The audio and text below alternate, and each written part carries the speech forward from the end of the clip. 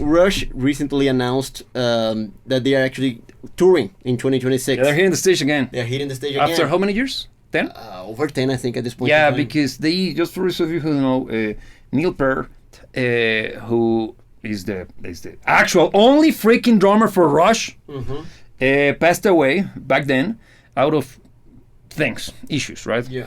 And the band decided to stop touring after his passing out of respect. And they called the end of the band. Yeah. It was simply, okay, it's over. Yeah. It's time to retire, and we're going to go down the sunset as a proper cowboy, right? Yeah. 10 years later, they decide to come back. Why? And the thing is this. In my case, I have no issues with you replacing somebody in the band for as long as it's justifiable. A good example is Alice in Chains replacing Lane Stanley, which is something that plenty of people would have thought that would be impossible on Heretical, and somehow they managed to do it correctly. Yeah. Because the singer that is part of the band now is good to the point of being great, and actually being able to play properly and respectfully the old tracks by Alice in Chains without changing anything. Yeah. And in this case, Rush is gonna hire a new drummer. Which is, I think she played with Jeff Beck, according to what Geddy Lee says in the announcement video, which I think, of course, gotta be a top drummer. Yeah. But the issue is not the fact that they're bringing someone else; it's the win. It's way too late, don't you think? Yeah, 100%. The whole shebang with them going with a bang and look how noble we are, and we're gonna stop touring. Out of the respect that we got for our late friend and how much of an influence he is on us as musicians, as human beings and stuff. Nah! Let's do it again. Why? And 10 years after. 10 years after, that's a freaking issue, man. Yeah. Because you can even make the argument, oh, but Alice in Chains did it in similar fashions. Yes, indeed they did it. But they were 40-something when they hit the stage again. Yeah. Now you're dealing with a band that, how old are they? Probably on their 60s. Past 60s. They should be 70-something, the oldest. Yeah. Dude! Yeah, and look, I think even I titled the video and I put the whole thing about if it's a continuation of the legacy or if it's simply a letdown. And I feel that there are ways in which replacing a band member and trying to keep going as a band is actually keeping going with a legacy. And I think we can spend part of the conversation trying to identify if they're actually going to be able to keep going with the legacy or they have no means of keeping going with the legacy, which personally I think that they can't. And there's a couple of reasons why I think this actually is a shot at the legacy rather than keeping it alive. Why? Because thing number one, the impact. I'm going to check something. Okay, the impact of Neil Peart in everything pertaining Rush is way too big. That argument can be said about other musicians that were already replaced in history, but Neil Peart was the lyricist, not only the drummer, but in a band that was recognized mostly by the drummer. I think he was actually the most respected and most recognized musician in the entire band, even though they are all recognized in their own way. He was the lyricist, the drummer, and a gigantic force when it came to the whole of the composition of the band. Agreed.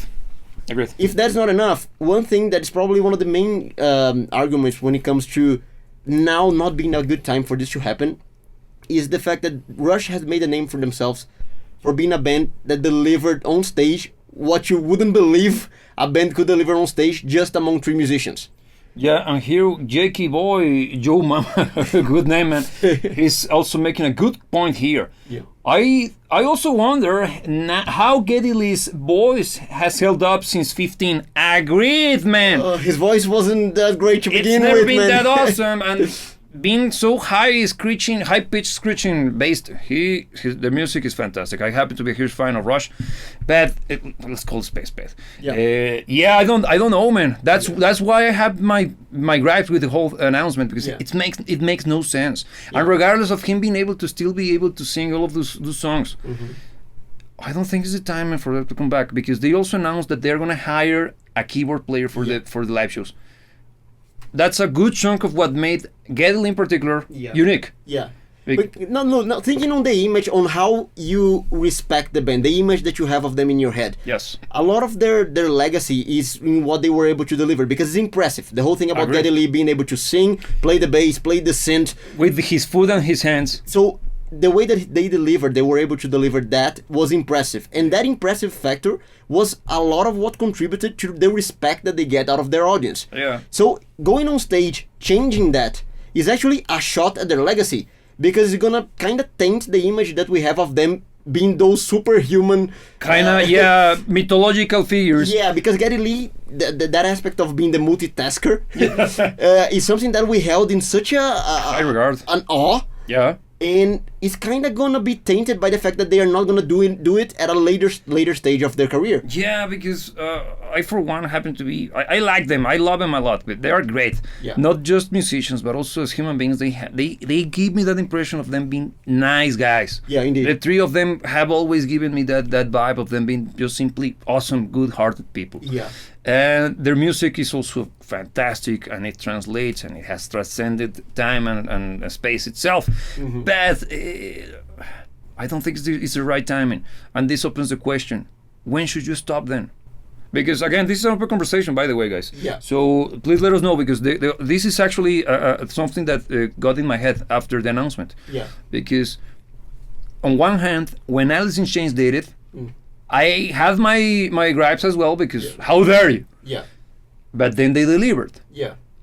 And it's very similar to this situation, because the span of time between the passing of the band member and the reincorporation of a new guy, plus them hitting the stage once again, and in the case of Alice in Chains, even releasing new music, is very similar. The gaps are very similar. Yeah. The thing is that in one hand, I can see Alice in Chains succeeding at it, because they did it in a time in which they were still capable of delivering the same quality shows. Or better, yeah. Or even better, because experience, right? Yeah, yeah.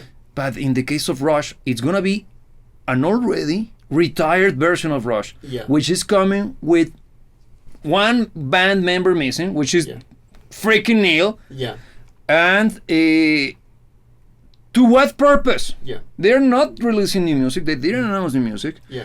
So could it be great? But I don't even think that it's great, man, because it's Rush. I think money is the last thing they actually need. The thing is that, look, if you're looking at this from a perspective of, as a musician, the way you express yourself is outputting music, right? I agree. So let's say this is just a perpetuation of them expressing themselves as a musician, which is an argument. There's an argument to be made there. And I think it's the case, man, because money, for real. The thing is that, if that's the case, why revive Rush rather than going on single careers, or coming up with a new group in between the two of them and the people that are going to bring on stage now? That would have been awesome. I would be much happier as a fan. I'm a big fan of Rush, right?